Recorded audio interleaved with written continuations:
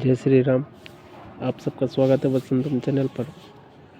तो बिहार के बारे में अभी कुछ दिन पहले ही नीति आयोग ने, जो कि भारत का थिंक टैंक कहा जाता है, उन्होंने एक लिस्ट जारी किया था। और ये उनका काम ही होता है कि जितने भी सारे स्टेट हैं, खासकर बिहार के, इनकी जो फाइनेंशियल स्टेबिलिटी होती है उसके बारे में वो आंकड़ा बताते हैं। और इन चीज़ों को वो इस तरीक़ा से बताते हैं कि एक स्टेट जो है इकोनॉमी के तौर पर किस तरीक़ा से वो सर्वाइव कर रहा है, सस्टेन कर रहा है, सेविंग कर रहा है और अपनी इकोनॉमी को एक्सप्लोर करने में वो किस प्रकार से अपने इंफ्रास्ट्रक्चर को जो है मजबूत कर रहा है।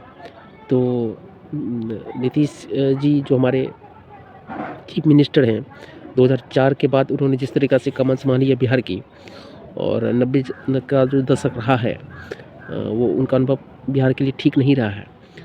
तो जो बजट हमारा इस बार का रहा 3,47,000 करोड़ का, तो इस प्रकार से हम देखें तो बिहार जो है धीरे या इस स्थिति में पहुंचा है कि अब राज्य के स्तर पर जितने भी सारे इंफ्रास्ट्रक्चर हैं, खासकर रोड, रेलवे, बिजली, जो भी बुनियादी चीज़ें हैं वो लगभग पूरा होते हुए दिख रहा है।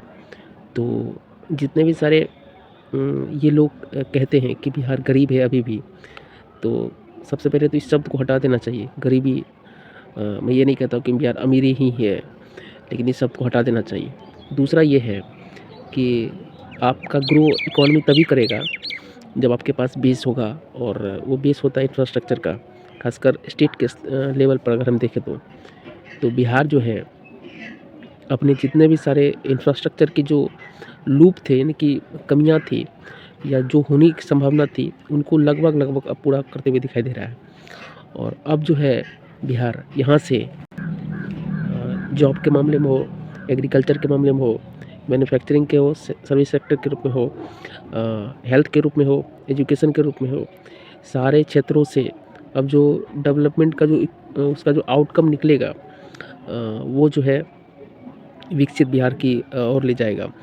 और नीतीश जी का जो समावेशी यानी कि सर्वांगीण विकास का जो एक रास्ता रहा है हमेशा से, वो बहुत ही पंचायत लेवल पर और ग्राउंड लेवल पर रहा है, क्योंकि वो जानते हैं कि बिहार को किस तरीक़ा से हमें आगे बढ़ाना है। और सबसे ख़ास बात ये है कि यहाँ के जो लोग हैं बहुत मेहनती हैं, चीज़ों को जल्दी सीखते हैं और उसे अडेप्ट भी करते हैं।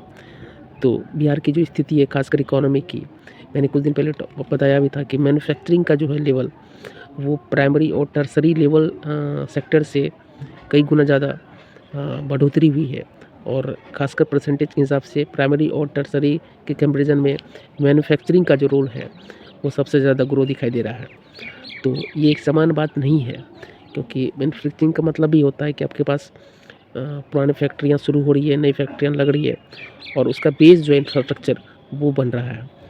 तो अगर हम अभी से खासकर 2047 तक हम देखें, या उससे भी पहले कम से कम 5 साल या 10 साल को देखें, तो पहले ग्रो करने के लिए हमें मुख्य धारा में आनी पड़ेगा।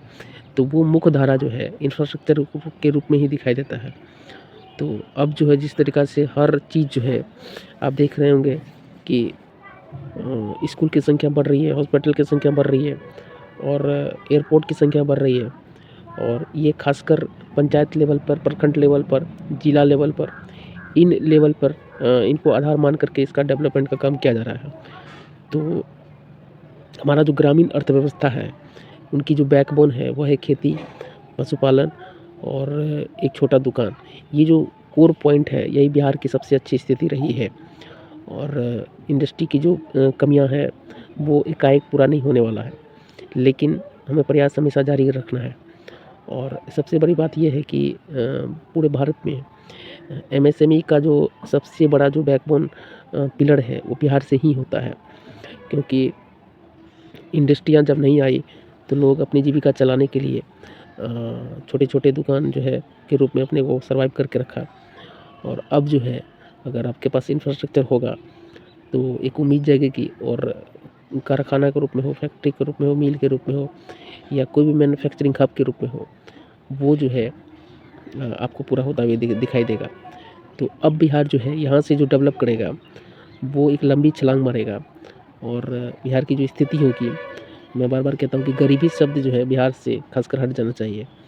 और अल्टरनेटिव नाम आप दे सकते हैं, क्योंकि 3,47,000 करोड़ का जो बजट रहा है 2026 के लिए, वो एक लंबी दूरी का जो है एक रास्ता तैयार करते हुए यहाँ तक पहुँचा है। और ये सामान्य बात नहीं है, क्योंकि बिहार की जो स्थिति थी वो बदलते बदलते यहाँ तक पहुँचा है। और भारत जब विकसित होगा तो उनमें जो बिहार का है, बिहार का जो रोल होगा वो फास्टेस्ट ग्रोइंग इकोनॉमी के रूप में ही देखा जाएगा। क्योंकि अगर आप पैटर्न को समझेंगे कि एक राष्ट्र के लेवल पर भारत को और एक राज्य के लेवल पर बिहार को, आपको बहुत चीज़ें सेम दिखाई देगी। चाहे वो पॉपुलेशन के हिसाब से हो तो सेम दिखाई देगी, फास्टेस्ट ग्रोइंग इकोनॉमी के हिसाब से तो देखेंगे तो आपको सेम दिखाई देगी। आपके पास जो यूथ का पावर है, जो एनर्जी है, कमाने खाने वाला, खर्च करने वाला, सस्टेन करने वाला, सेविंग करने वाला, वो बिहार में आपको दिखाई देगा। तो थोड़ी सी जो है दिक्कत बिहार में जो मुझे दिखाई देता है कि 90 के दशक का जो डेट ऑफ बर्थ वाला जितने भी सारे यूथ हैं खासकर, वो कहीं न कहीं गवर्नमेंट जॉब मतलब उनको देरी से लग रहा है और वो इसी में फँसे हुए हैं। और इनके लिए मैंने बोला भी था कि आपको एक अल्टरनेटिव ऑप्शन ढूँढ करके चलना भी पड़ेगा। अपने तैयारी को जारी रखें, लेकिन आप आपको उसके साथ-साथ जो अल्टरनेटिव ऑप्शन कुछ ना कुछ ज़रूर होना चाहिए। लेकिन आपको तैयारी आपकी इच्छा है तो आप ज़रूर उसे साथ लेकर चलें, इसमें कोई गलत बात नहीं है। तो यूथ जो है वही बिहार का बैकबोन बनेगा और वो जंप आना भी बाकी है, क्योंकि एक स्पार्क चाहिए होता है।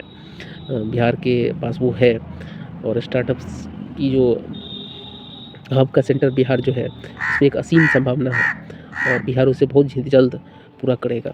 इससे बिहार को और भारत को दोनों को फ़ायदा होगा। जय श्री राम, जय हिंद, जय भारत।